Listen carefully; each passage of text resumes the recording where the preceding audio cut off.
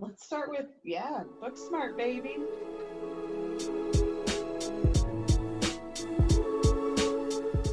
Welcome back, everybody, to another episode of Strong Female Lead. I am one of your hosts, Tessa, And I'm Trisha. and today we are continuing our wonderful series about coming-of-age movies with what is sure to be like the best movie of 2019, in my humble opinion. SFL opinion. SFL opinion. So here on the podcast, we talk about women in TV and film and whether or not Hollywood is getting it right. Are they getting it right in their portrayal of women in TV and in film? And so this week, we bring you a film. We bring you a 2019 banger, the directorial debut from Olivia Wilde, the epic coming-of-age Booksmart. Oh, it was so good. I'm so excited. So good. It's so good. Guys, everyone just stop what you're doing. Watch Booksmart if you haven't already. It gives you all the feels. It's so good. It's so good. And it shows such a good friend relationship between the two lead characters. And you just see what you think about people isn't always correct. We assume too much. And, everyone's making choices in life. And it's so good, guys. And it's so inclusive. Yes. It's so inclusive, and it isn't even a question of why it's inclusive. Including people isn't even part of, including people is part of the theme, but not in the way that you're expecting it. It's not because of someone's gender identity or their race or sexual orientation. That's just all there. That's just all there and fully accepted. The issue of inclusion is whether or not you are open to learning more about other people rather than just kind of writing them off. It's amazing. It's so modern. It's so modern. It is so modern. Yeah. I feel like this was probably the first time I actually thought well, it's probably not the first time, but this is the first time in a while that I've seen a high school that actually kind of reminded me of my own high school, where it's just diversity is not, it's just present. It just is. There's no explaining. There's no this is like in a Mean Girls way. This is the Asian clique and the and the cool, the cool other people. Right. It's just high school. Everyone was just on that same wavelength for the most part. Of everyone's just trying to fit in or get in where you fit in, and have someone to eat with at lunch. You have your core group of friends, and then your ancillary friends. This was not what my high school was like. Really? Oh my God. No, my high school was mostly white girls that looked like me, and we were all wearing uniforms. So it was the opposite. Seeing this, I was just like, what? This is amazing. This is what I would have hoped my high school looked like. But oh, no. Mine was very much, everyone was very homogenous. We also wore uniforms because it was a Catholic school. That's not how you say it. Sounds like a porn, but it was the opposite of this. And then we had to come up with cliques that were based on such nuanced things. You know what I mean? It was these people just went to this grade school, so they all hang out together, or these people, do this. It was not, no, nothing like my high school, and I loved it. Yeah. I'd say with the exception of the LGBTQ plus awareness, outside of those things, this looked a lot like my high school. Just because it was 2006, and though those things were around, it wasn't as celebrated and so rightfully normalized as it is in this. And I'm oh, this makes me very hopeful for kids who are growing up right now to see a movie like this and just feel so accepted and normal. Again, Booksmart fucking killing it. Totally. No one was making fun of anyone else about any of those things that kids were made fun of when I went to school. They were made fun of for other reasons because kids can just be cruel, but it wasn't because of anyone's weight. It wasn't because of anyone's race or anything. It was very like sex positive, body positive, just all of it. It was just so cool. I was like, is this real? Is this what they're like now? Because then kids, oh, so is this supposed to be like more of a, like an aspirational? I think it's slightly idealized. I don't think it's like, I don't think you go to an average American high school and be like, this is, you know, Booksmart nailed it. Like, I think that those things are happening when people are still being fat shamed and Okay. you know, having their sexual orientation shamed. I think those things are still real. I just, yeah, I know it's, well, I hope it's not to the degree that it was when we were in high school. But I kind of think it's always funny when people shame each other for caring. About caring about anything, and I was like, so I have an interest. Oh, right. They're always like, you know, nerds, like calling someone a nerd. I'm like, are we still doing that in 2020 and 2019? I know, haven't we all realized that nerds rule the world? Exactly. And I feel like in the age of tech, nerd, I would see it being very difficult if kids had any idea, which they do because they're all tech junkies. Yeah. Like make fun of someone for having an interest in it. That person needs to be like, I'm gonna be rich. Well, So bye-bye. I think like weirdly the definition of nerd has changed because now I would consider more of like a jock athlete, someone whose interests take them out like outside of school, would be more of a nerd than the people who like when we were in high school you would consider like a kind of a loner gamer, someone who's like very into tech, a nerd for having those interests that like take them out of like society. But like now society is online, so anything that takes you away from being online I think would make you a loser or like a nerd. Dork! Stop playing football! I know, now people should shame kids for playing football and be like, you're gonna have CTE, motherfucker, and just like call them like brain damage or something. I know that's terrible. Very, very bad. Maybe cut out. But I am thinking in terms than, like kids would say. That is what a Like, high schooler would say.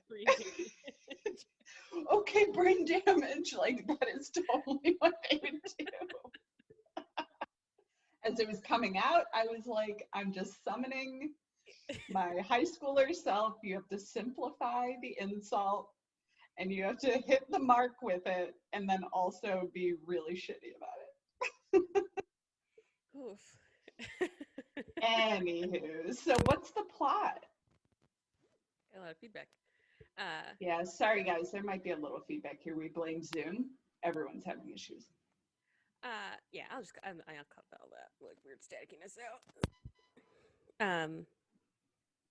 And now it just stopped as if it hurt us.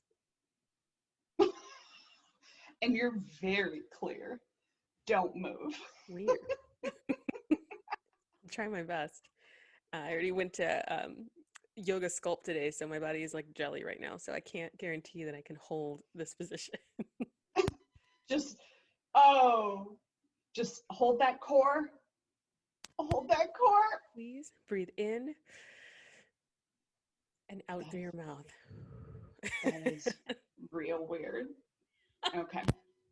Yeah, you don't have a, no. Do you ever go to yoga? They always say that stuff. I'm like, I'll breathe when I want. I can't breathe the way they want me to breathe.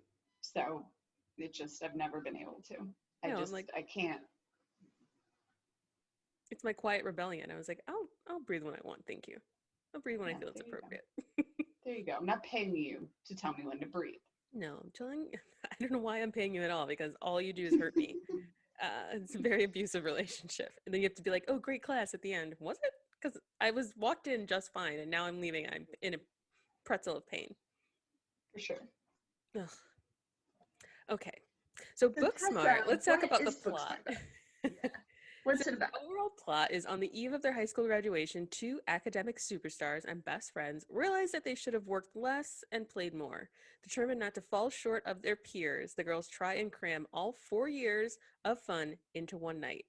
Um, I love it. Even as a synopsis, I'm on board. I'm on board. I love these type of like one night adventure uh, comedies because it feels like more of like a high school thing where you get like one spark of inspiration and then you fall down a rabbit hole with all of your friends and somehow it always ends up being like 3 a.m. in a Taco Bell drive-thru and you're like, what just happened? Where's my life going? Uh, I think I've undo every good decision I've ever made in my life in one afternoon. See, But you discover the meaning of life. yes. That's what you do. Yes, even in the synopsis alone, I'm just like, that is like the whole, like, I feel like that's like such a universal high school experience in realizing that academics is only, half of it.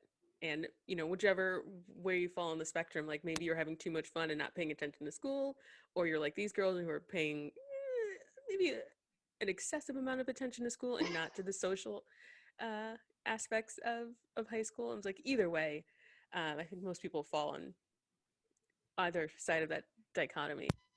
And I was definitely more academically focused until my junior year. As soon as I got my acceptance letter, I was like, do what I want.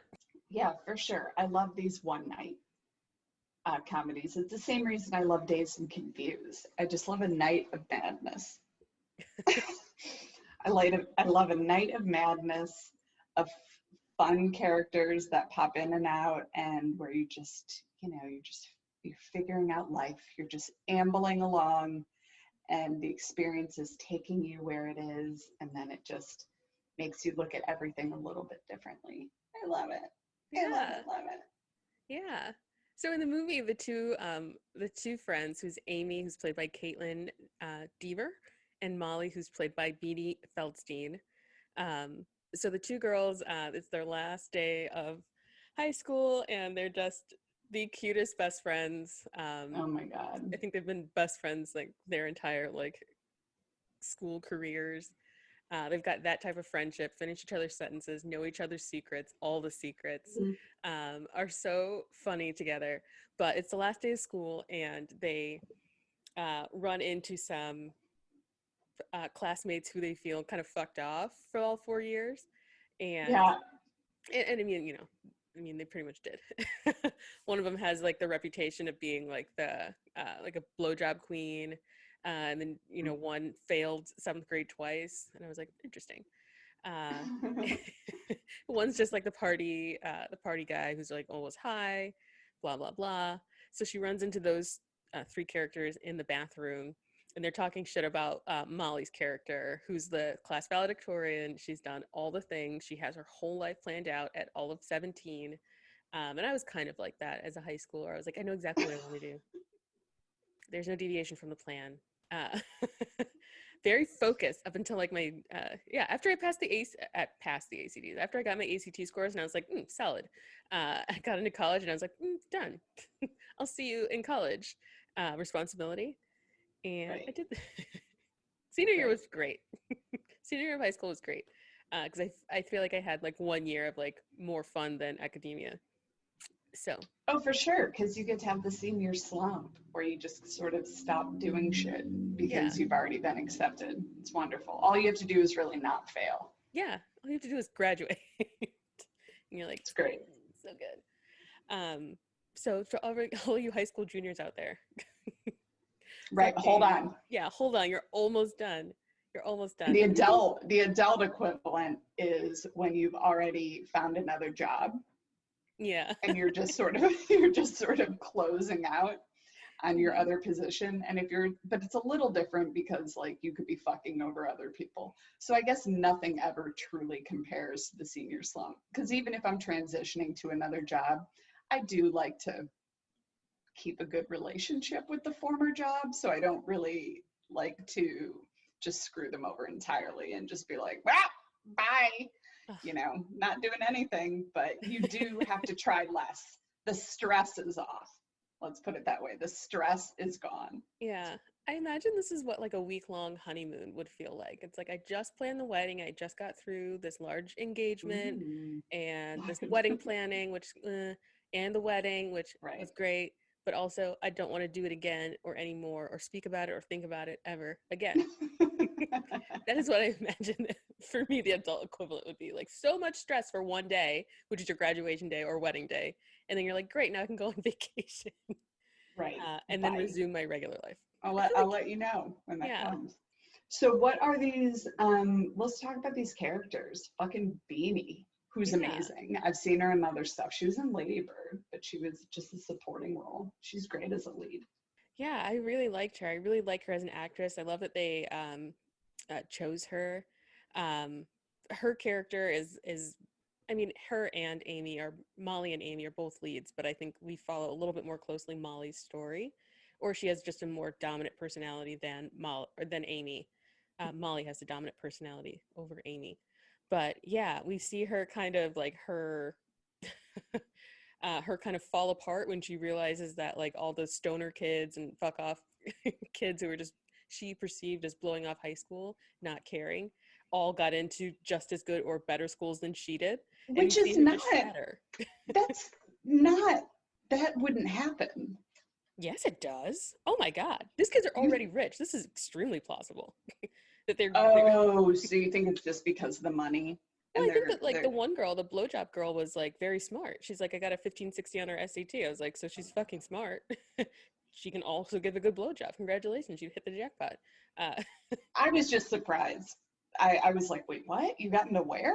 And what? Just because like it wasn't that common for people from my high school to all get into those places. But fuck it. All right. Well, yeah. yeah, I was just assuming they lived in a rather affluent suburb of LA, just Yeah. given the access to wealth these kids have. Yeah. Yeah, for sure. So like they probably have a parent or grandparent who went to an Ivy. So not to say that they're not smart, but they had an easier trajectory to an Ivy. Yeah. Where it That seems like makes Beanie sense. Feldman, or Fieldstein, excuse me, Molly's character, may not have had the same access to Ivy, so she had to work super hard to get in.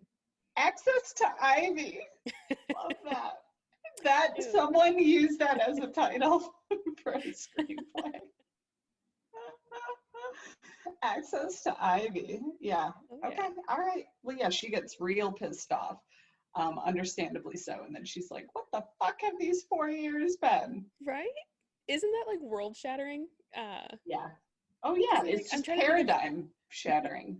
yeah, to be like, oh, I could have fucked off. I could have, I mean, she kind of did what she wanted. I'm like, I don't feel that bad for her because she had the best friend of Amy, and they did all the things that they wanted to do together. So I understand that she maybe could have been doing different things or like more wild quote unquote things. But I'm like, I feel like you had the high school experience that you wanted. So, but you know, Yeah. for the Either purposes way. of the movie, yeah, she falls apart and kind of they hatch this plan to live their high school experience all in one day, so they don't graduate as like losers in their own mind, having not experienced like college parties and making out and all the like all the high school shit, getting drunk and high and all of that. Uh, Mm. and so they go on the wild tale. They meet Jacob, who is like hashtag my favorite. I loved Jacob. He's like the richy rich guy who's trying to buy everyone's affection for Oh, how he yes. He was awesome. yes, and his best friend is uh Oh, Billy Gigi. Lord. Yeah, Billy Lord's Gigi. character, Gigi. Gigi was so funny. And I feel like I love Billy Lord because of this character. And I saw this movie before I saw her in American Horror Story. So I think like every time she plays like a witchy, like wild woman, I just want her to be Gigi Right. and bring that to She American Horror is. Story. She's a version of Gigi in a lot of her roles. There's a Gigi in there. Hmm. I think Billy Lord, I wonder what she's like if she just gets typecasted as these types of roles and if that has anything to do with like the eccentricity of her mother or anything like that. But Yeah. like she is so good at just these like this was like a modern like Penny Lane-ish like wild child, Yeah. just like rambling around. I loved it. Yeah. She's so good. And yeah, she does act as like a very interesting, like funhouse mirror to these characters about like, because she's the one who gets into Harvard, and she's like, it was my fifth choice, and I was like, shut up, just shut your face. She jumps off the ship, and it's like, I thought she was dead for a second. And I was like, but no one cares. But then she's at the next part. She's at every party before they're at it, which I love. I love that. And she's like completely dry. And I was like, what? Oh yeah, no, she's ready. And she Oh does that God. dead man's float. And it was like, is she dead? She was in that water for a long time, or it seemed like a long time. It's like she died 3 or 4 times and Yes. came back to life for each party. We have the principal, who is the totally lovable Jason Sudeikis. Like, Yes. I want him as a part of my life. I also am very attracted to him. I think he just, I don't know. He's just smooth. I don't know what it is about it, but he's just smooth. I get it, Olivia. Like, he's attractive. He's handsome, but he's smooth. I think he's just so funny. And funny. His sense of humor to me is what like puts him over the top. Yes, he's like a very good looking guy, but like without that personality, he'd be like, yeah, like a 7. I'd be like, yeah, you're good looking, objectively good looking, but without that the personality makes him an 11. Like, he has to be so smart because he's so quick and his timing is so good that it's just very hot. Yeah. Yeah. He plays Principal Jordan Brown, who like just wants to get the F out of there, but is also moonlighting as an Uber or a Lyft driver, and then taking them to a party with underage kids drinking, which I think is hysterical because it just never becomes a question. He does not give a shit. No. Which he shouldn't. Yeah, like, and I don't know school property, they're not his responsibility. Yeah, but that is something you would get in trouble for, like What? in school. Oh my God. In school, yeah. But I think it's maybe because they're graduating, or maybe because just in this amazing idealistic high school, like the adults just don't give a fuck what you're doing outside of school, which I love. Yeah, I mean, what is he gonna do unless he calls the cops on them? Like, that would be the worst narc move, to call like be a principal, find a high school party, and call the cops just so you can punish them at school. I don't like what. Yeah, it would be terrible. But we've got him, we've got Caitlin's parents, Will Forte and Lisa Kudrow, who are like really into the fact that she's a very brave queer child of theirs. And I just really, really love that. And I think that her and Beanie are dating because that's what parents do, especially if they're somewhat conservative, which they said that they were, pretty religious. You assume like the female your kid is hanging out with must be the lover. Yeah. Well, and they almost behave like lovers.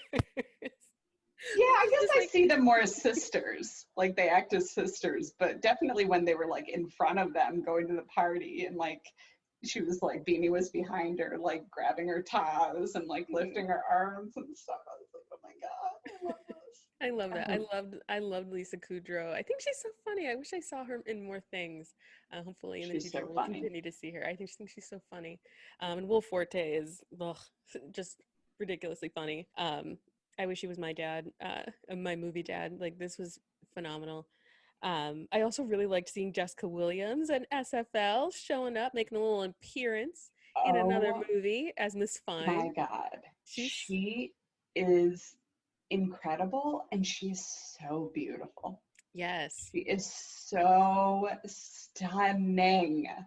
Yes. And I just love her character, and she just definitely sleeps with a student, and it's just never a thing, which is hilarious. Yeah. I was like, oh God, girl. I know. Why are you at that party? She's like, wouldn't it be weird? Wouldn't it be weird if I just showed up? She goes in her fucking Michael Jackson coat, looking awesome. See, I feel like Miss Fine is what happens when you don't do the wild shit in high school or in college. You end up a Miss Fine. Exactly. Doing it at like slightly inappropriate times. I'm like, and that's what she tells them. Don't make the mistake I made. And then she's like, she goes there and she sleeps with the kid with the really long hair. Yeah, very inappropriate, but we just kind of like roll past those sort of things. The one girl, the girl who played AAA, she's a pretty good actress. She's in the show Animal Kingdom. That's the only place I saw her. She was in the first season of that. It's sort of like what I've been told, it's like a Sons of Anarchy light.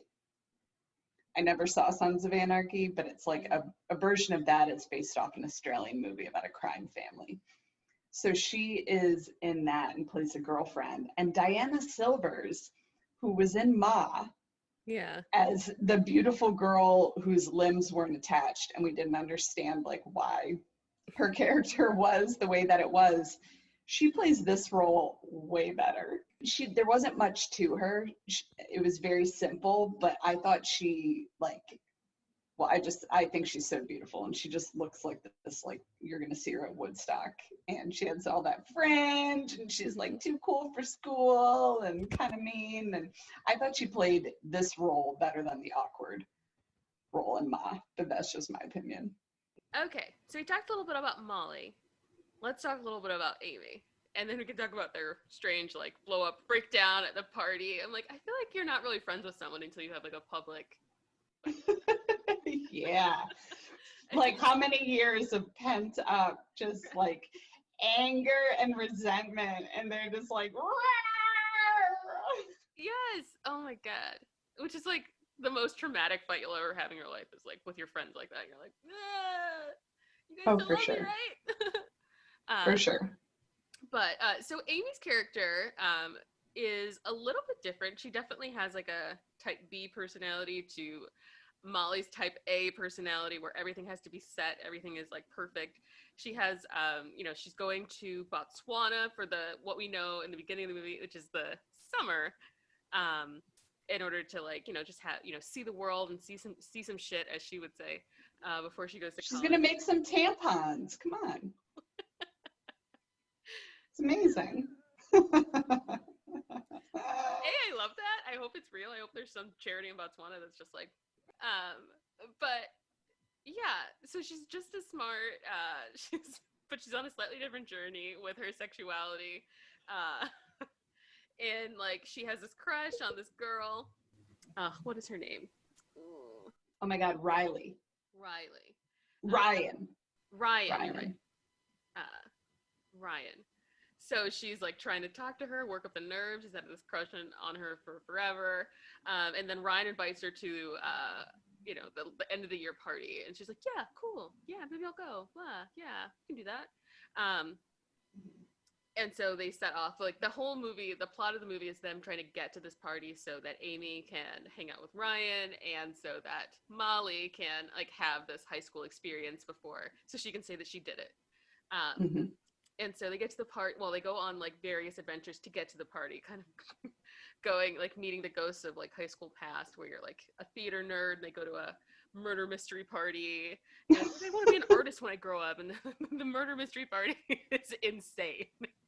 Oh my God, it's a total rich kid murder mystery party. Like, I could not handle how good it was. I thought it was Halloween for a minute, and I was like, no, but it's the end of the year. I was like, why? And I love when he's like, Mom, the house is mine until midnight, and the little sister is just like flicking him off in the kitchen, and I was like, I feel like that's a classic little sister move, and I loved it. For sure. I also really like, we see Billie Lourd's character pop up, and who's supposed to be like their weird spiritual guide, but she reveals that at the first party, where it's Jacob's party and it's on a boat and nobody shows up, and but she's drugged them, and so it cuts to this like little animated scene where they're Barbies and like none of their parts are proportional. And they're just like both feeling themselves and not feeling themselves as like Barbie versions of themselves. It was so good, and they can't bend their legs. Yeah.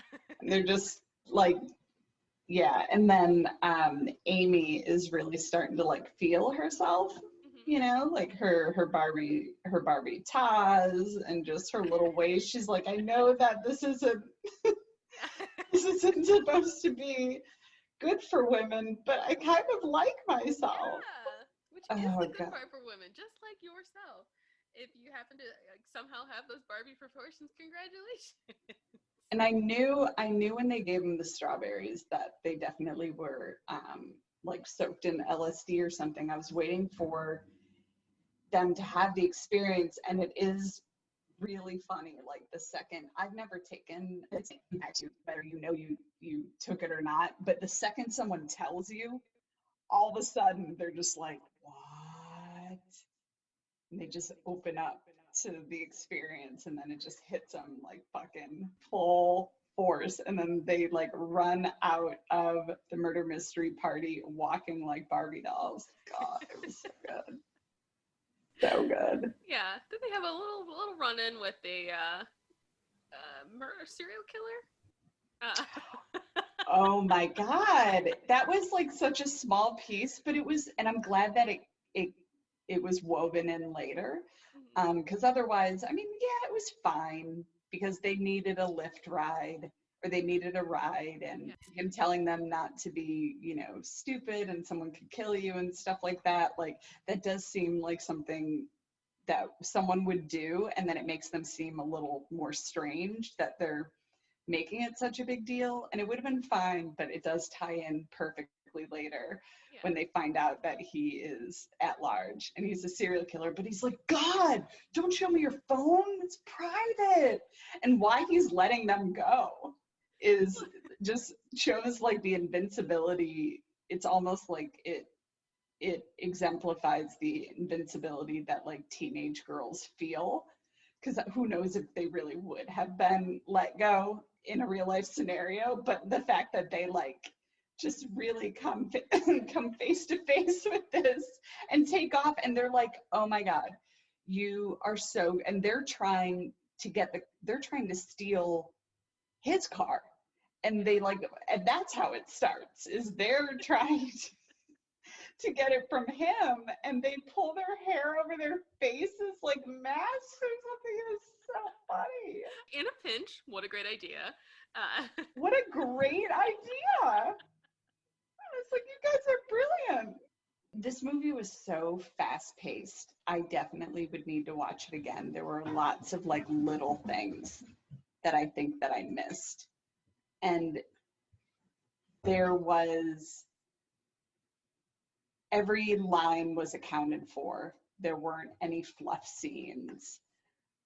Like everything meant something and added to the like the propelling of the movie forward. And I just definitely need to watch it again. Like even tiny details, like the license plate on the kid's car that says fuck boy, like fucking hilarious. And it's BOI. Just stuff like that was happening constantly. And I felt like I was missing it. I was like, this is fast. Yeah.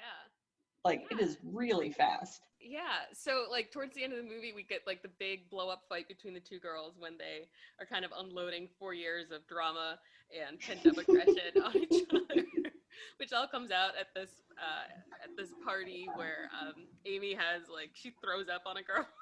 She's trying to go down. Oh my God, she tries twice to hook up. That is so sad. Oh God, it was so terrible. I feel so bad for her, but also, I mean, come on, it works out in the end. Good. Don't be too mortified. Yeah, because at first I thought she was really going to hook up with Ryan, and I was like, is this really gonna happen? Like, does this movie so feel good that she's going to get her crush? And then of course she doesn't. But like, I'm like, this is not happening. No way is this happening. And then, of course, Ryan is making out with Molly's crush, who's the vice president of the student body. And that seemed, while crazy and like that it would line up that way, and that seems much more for movie purposes, it seemed more likely that they wouldn't get their crushes the instant they were open to like finding them with no experience in doing any of that and no falls or fails beforehand. So like it was more realistic in that they didn't, but I really was like, when she was underwater, I'm like, is she gonna find her? You're gonna find her and make out with her? Is that what's happening here? I was like, oh my God. I And feel like no. if they would have, like, if she would have gotten the crush, it would have like ended like an 80s movie where Right. the biggest problem in like an 80s teen's life is being noticed. Whereas this high school, everyone seems to be at least aware of each other. Hmm. So they've had that option for 4 years if they Right. wanted to make out. But yeah, it did seem a lot more realistic that something go wrong and Right. that you have to like again be resourceful and like salvage the night in some way, which ended up Exactly. being both better and worse. uh, Yeah, because Amy ends up in prison because she becomes this like goddess freedom fighter yes, for she for the ascends. students. She ascends, and like everything she says to the cop is just, it's so good. I was like, yes, yes. Oh, Oh, when she's I like, was, I got shotgun. Just kidding, I don't have one. yeah. I was like, nailed it, nailed it. Oh, I hope if I get arrested ever that I have the wherewithal to keep my literal wit about me. She does. I love how you said that. She ascends. She truly does. She ascends out of her broken, having just thrown up on a girl Mhm. experience, and then she just takes over. She gets arrested for the whole class so that they can Yeah, all run away, but then yeah. she's in jail Yeah, in the and she's morning. addressing Amy's critique of her, and their big fight is that she doesn't do anything. She never takes action. She has all these plans, but if Molly wasn't there to push her, she wouldn't do anything. And so I love to see, the kind of the conclusion of that storyline, um, or that character Yeah. arc in that moment. And I was like, SFL nailed it. Oh She my made a God. choice. She took action. It was clear. She wasn't a victim or caught up in the plot. She made her decisions.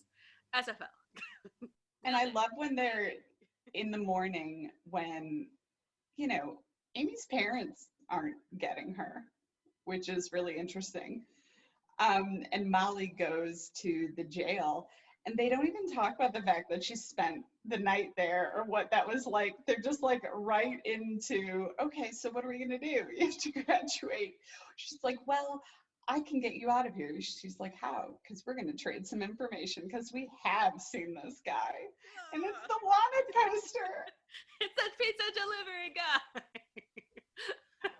Oh my God. And I knew it. I had to pause it, but I knew that they stopped on that picture as Molly was walking to go and see Amy um, in the jail. And they have all those wanted posters. And I saw it for a second. And then I was like, wait, wait, wait. And then I paused it. And I'm like, oh my God, he's the strangler. Yeah, I didn't catch on the first time and literally the first time I saw this until she put it up on the glass. I Mm-hmm. was like, what information do they have? Well, that's the thing about this movie is they present it all to you and it's so perfectly done, but they do it so fast that it almost forces you to pause or do a rewatch. Yeah, It's brilliant because they really do give it to you. It's not out of nowhere. You wouldn't be like, where'd she get that poster? I didn't yeah. see her pick up a poster. Like, that doesn't make sense. That's stupid. No, they showed it to you, Hmm. but you would have had to pause to like know what the fuck was going on. Yeah, Olivia Wilde, well right. She did done. such a good job. Um, my favorite scene is when they walk into the party wearing Miss Fine's clothes, and then Molly sees her crush from across the room, and then it just for some reason turns into like a dance sequence. And I was like, this is my exact high school like fantasy. This is exactly what I imagine all the time. It's just like random dance breaks in real life, and then it just like goes back. Just It's like a musical comedy, yeah, or it's a musical sequence, very, musical break. very My Crazy Ex-Girlfriend. Yeah. Um, yeah, it was so good. But Miss Fine, and I love her name, just Miss Fine. Right? She is fine. Let's talk shop. In SFL, we have a couple criteria in which we like to think about and judge harshly our movies, our movie selections. And that criteria is: are the lead characters top billed? Does the character move / impact the plot? And does the character have agent? They love to give bonus points for things like passing the Bechdel test, for representation of diversity, which I think this hits all the mark. I think both lead characters are SFLs, in my opinion. They're both top billed. Both characters move the plot forward. The story follows their last night in high school, set off with the realization that they may have wasted 4 years not partying. And then they each have a conclusion to their story arcs, which is Amy figuring out that it's one thing to believe in something, and it's that next step to take action and do something, and to be honest to your friends about how you feel. I think Molly's character learns a similar thing. You need to be honest with your friends and tell them the hard truths at some point. Maybe don't yell it to them at a party, or, but I think Molly's character realizes, that she's judging people too harshly. For sure. And that academics isn't everything. And balance. That's what we're sacrificing for. Balance. Yes. What do you think? I think you nailed it. I mean, they're definitely SFLs, and both of them. And it's so well done, because even though Beanie's character is more dominant, we keep going in between their real names. Beanie is such a fun name. I know it's not a given name, but I'm like, as a nickname, that's a great nickname. I know. It's the only name I can think of when I think of her. But Molly's character is more dominant, but Amy is just as much of an SFL, man. Top build, agency, move the plot along. I'm sure this passes the Bechdel, even if they're talking about a romantic crush, because they're talking about a woman, Ryan. And it also raises awareness to topics like diversity and inclusion and femininity and what that looks like. And it's just, oh my God. It was amazing. So effortlessly. Like, I feel like sometimes when podcasts like ours are bringing up these things that, like, hey, if we could show, more diverse body types, more diverse peoples of color, sexual orientation, seniors, older people, specifically women over 40, that it seems like such a hard, like, thing for Hollywood to do. And this movie just reminds me that it's definitely not that hard to fill a room or a set with diversity and diverse voices, diverse actors. I freaking loved it. I mean, I don't know what was happening behind the screen outside of Olivia Wilde, and the screenwriters were all women also. So I'm happy to see that. But I mean, I don't know what's going on behind, who the camera people are and all that. But I'm sure that diversity, if it's in front of the screen, hopefully it was continued behind the camera lens also. And I suspect that it was. It seems like it was an important thing. It's very intentional. Yeah. I think. And it was so funny without being mean. Yes. And it was also, it brought like a full-figured girl, Beanie. She is in the movie, and it's not about her feeling any sort of shame about what she thinks her body should or shouldn't look like, nor is anyone else shaming her. It's not even a part of the equation. Yeah. And that is a total rarity to see in movies in general now, and especially with younger characters. Yeah. When they're supposed to be so self-conscious and about all these things, and she's not. She's like very, very, she's almost abrasive, and it's like, and she knows that she has that kind of side to her, like when she talks about her lift rating or something. And it's so funny because I'm so afraid of people with low lift ratings. What are you doing? I know, what are you doing? But because it's not hard to get a good rating. You just basically have to not talk and show up within 5 minutes. I mean, they really give it to you.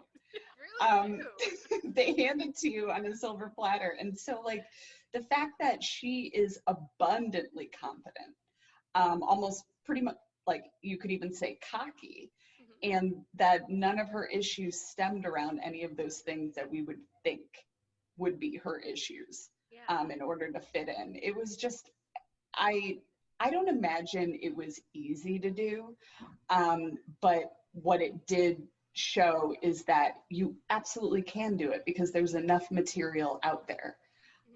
There's enough stories out there. You just have to tap into them and kind of open your mind a little bit. Think outside the box. You don't need to be making fun of someone in order to be funny, which is a huge thing. Like, no one was mean to anyone. I mean, even when she approached, I mean, the AAA thing was the one thing, and that was shitty, and they gave that girl a chance to say her piece, and then Beanie realized that she was in the wrong, and then also pointed out that Amy never called her AAA.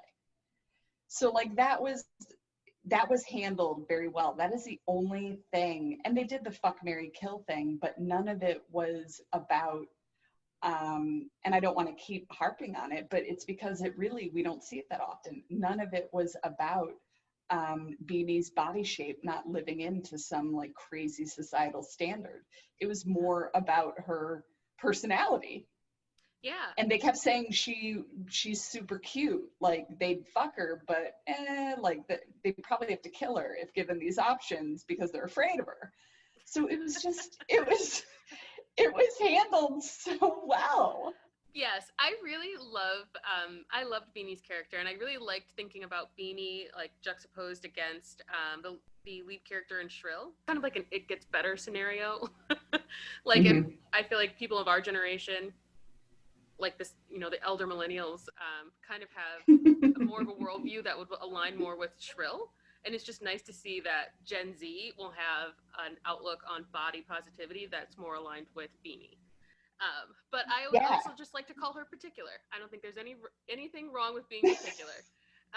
If you have an opinion, fucking say it. It's something you should instill in yourself young, because it will only benefit you. Because being a woman in today's society is not easy.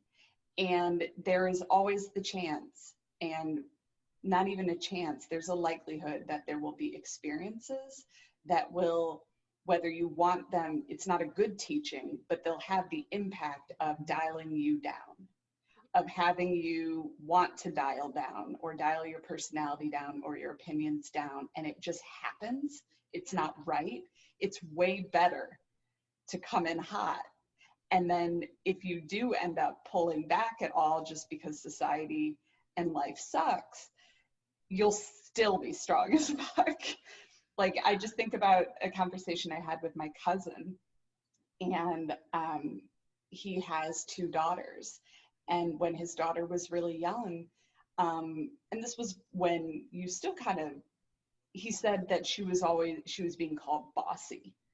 And he was really, really progressive in his thinking, because this was before the like, don't call me bossy sort of campaign came out, or like, it's not bossy, you're just being assertive, like don't call women bossy. He said, he's like, I want her to speak up. I don't tell her to not say her opinion or to not jump in or any of those things, because the world takes down women so quickly and kind of like makes them smaller that I don't want to have any part of that. I want her to be able to do that, and so that she has a chance of continuing to do that later, like, because if you learn it at home, it's even harder to break out of it. Yeah. You don't have a safe space where you were able to be that way. Yeah. 100%. And I love that, like, in this film, we see, like, though Amy is expressing it in a very, like, aggressive way, but, like, who, you get to decide who gets to tell you about you. Right. And Amy is a person who can tell Beanie about Beanie. She's her closest friend. And so I think, like, just listen to or be selective in whose feedback you take to heart. Which was something I would tell my younger self, like, instead of taking in the world's feedback, take in the feedback from the people who in your life who are important, and also have, like, integrity, who wouldn't just be, like, trying to belittle you to get their way and things like that. But yeah, like same thing, but also if you don't have a safe space in that person, like you were saying, if you can't at sometimes be your most assertive, wild, no filtered self, then maybe that's not a person that you would take their feedback as Right. seriously. Right, because in order to give that feedback to you, you've got to, or in order to receive that feedback from someone, you have to feel like they accept and love you for who you are. So they've got to be able to handle or embrace that side of you. But then also, if they are doing that and they've got something to say about how it might be impacting them, for sure. Yeah. Love it. All around, man. So good. Do you have any thoughts of femininity or masculinity from Booksmart?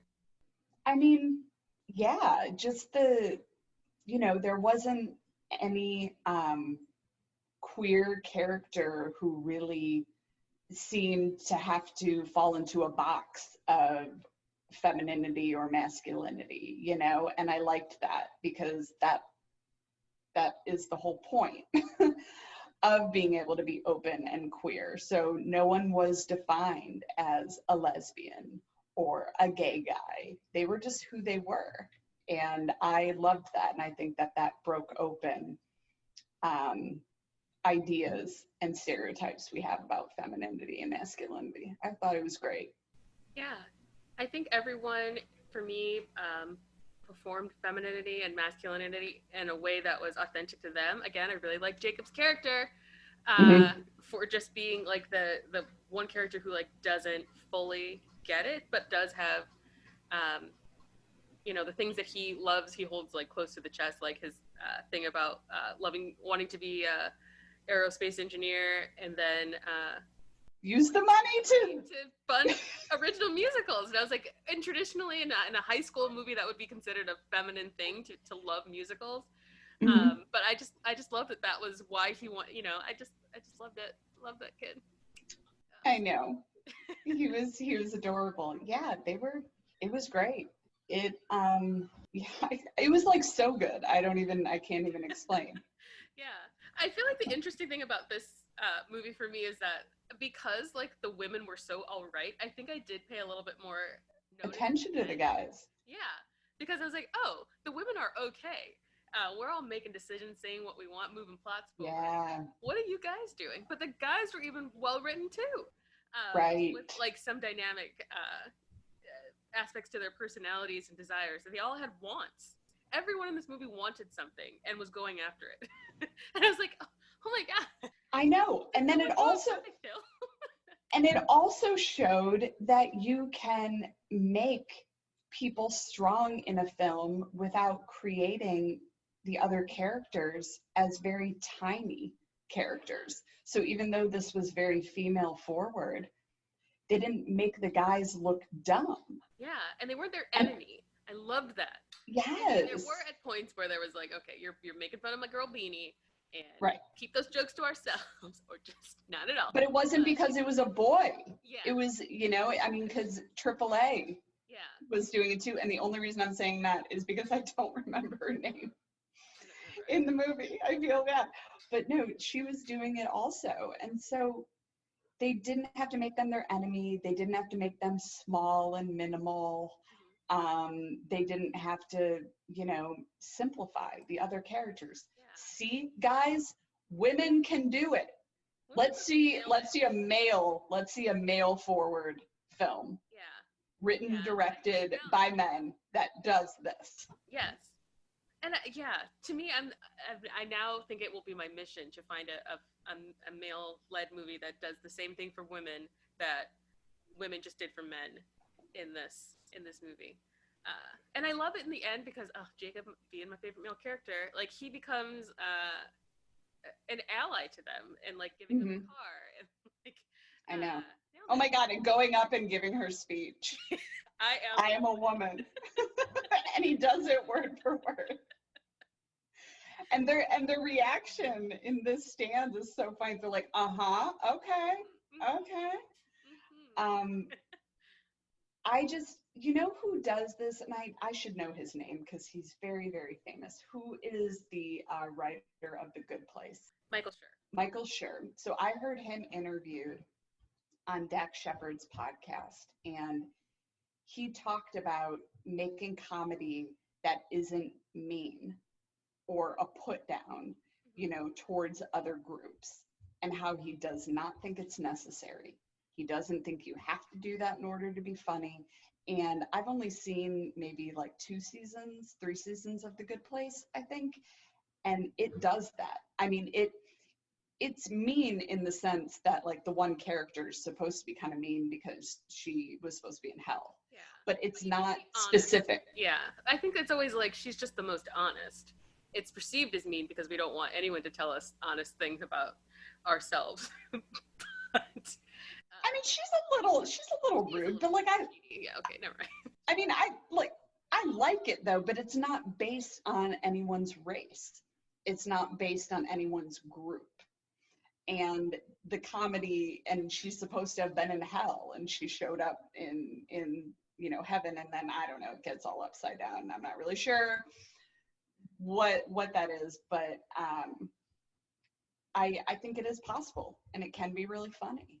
Yeah. So there's a guy who is making attempts to do that, but I haven't seen like a movie Yeah. with a male lead. The male A male lead that Yeah. does that. Yeah, I want specifically a coming of age film with a male Mhm. lead that pays that has female characters that aren't a girlfriend or a sister. Mhm. Like a Mhm. love interest, that's fine. Mhm. But she is her own character. I'm thinking of like right now, just because it popped up in my little thing of those Percy Jackson movies. I really like those. I love fantasy, guys. I love a little bit of fantasy. But Alexandria Daddario could I don't know. be a one where she is. That could work. Guys, if you've seen that movie and you also agree with me and you love Percy Jackson and you don't know why they didn't make a third movie, go ahead and leave it in the comments. Chime in. Chime in, because I'm devastated that they're not going to make the third movie because I've been waiting. So tell me, Tessa, what do you rate this film? I know, I already know, but I want to know what the thing you're going to use as the rating tool is. Ooh. 5 out of 5 jump scares from what's her face? Billy. Love that. Gigi. Gigi. Yeah. I love that. Boo. I know. She's just ready to party. She's everywhere. She's like an omniscient presence. Right? She ascends She as is well. that too. Yes, I want to give her a tiny hat SFL because she was like just so good. I don't think she moves the plot along, so she can't be the SFL. No. But I think It's she true. has one from American Horror Story, didn't she? Yeah, Give her one. she's great. Billy Lord, we love you. I'm gonna give this 6 out of 5. What? You broke the scale? 6 out of 5 Whoa! stop motion Barbies. That probably was my second favorite scene. It was so good. And yeah, I'm breaking the scale, man. And I'm breaking the scale because not only is this such a good movie, but it is a perfect representation of what we have said we have been looking for. Mm-hmm. And I don't think that we have had, even in my most favorite of favorite movies, I don't think I've seen one that does it as it relates to what we're trying to do on this podcast. Yeah. And it was fucking funny. And it was so funny. Yes. God. It was, 6 out of 5. It broke the SFL scale. I think this is the first movie to break the SFL scale. Hollywood, are you listening? This is what we want to see. Yes. This is what we want to see. This is what we are talking about. Someone has done it. Yes. They've shown it. Olivia Wilde, yeah, you're too famous for us, but reach out. You should reach out to the screenwriters and see if they'll come on the podcast. Yeah. Oh my God, because Or truly, women. What are their names? This is Emily it. Halpern, Sarah Haskins, Susanna Fogel, and Katie Silberman. So good. you're right, because they are as important, if not more important, than the directing of this. So all of them together Yeah. made this. It was awesome. Love it. Love it. Guys, I think that's it. I think Yeah. that's it. Booksmart broke the scale. I agree with you, Broke the Trisha. scale. I think that I could. There is not a critique. There is no. This is a good time. It's streaming on Hulu right now. I don't know for how much longer. The time of recording, it's Saturday, 1:24 p.m. on November 14th. Watch it. Where your children are. Yeah. But go find it. It's streaming on Hulu. So watch this, and let us know what you think. If you're also just like all the nostalgia and all the like hope for future of Hollywood for these actors, these screenwriters, Olivia Wilde, For kids. the kids. It's a feel good. It's a feel good, and it's still so funny. And you know, I tend to like darker things, and this is not dark at all. It is feel good the whole way through, and it is truly, truly, truly hilarious. Like, please watch it. I mean, that's all we can say. You can, and sorry guys, there may be a lot of feedback on this episode. We're gonna try our best to get it out of there, but we blame Zoom. So you can find us on Instagram at StrongFemalePod. Yep, and tweet at us at SFL_Chicago. We have been seeing your recommendations for other coming of age movies, and I have loved them. I threw out there Matilda, and I lost my mind because I was like, when was the last time I even saw Matilda? It is a perfect film. Also, oh my God, I know. Do you remember how Matilda? Yeah, and I just love the name Matilda. Yeah. I just love it. Lady name. And maybe we're done with our coming of age series. We're moving into the holiday series, but it doesn't mean we won't come back around, because these films are awesome. They're so fun to watch. I mean, I don't care if it's a trope. Everyone comes of age, so it just is an experience. Yeah. Guys, and we are just done with this week's pod. So we will see you next week. We're starting the holidays off right with. Do you want to announce it, Trisha?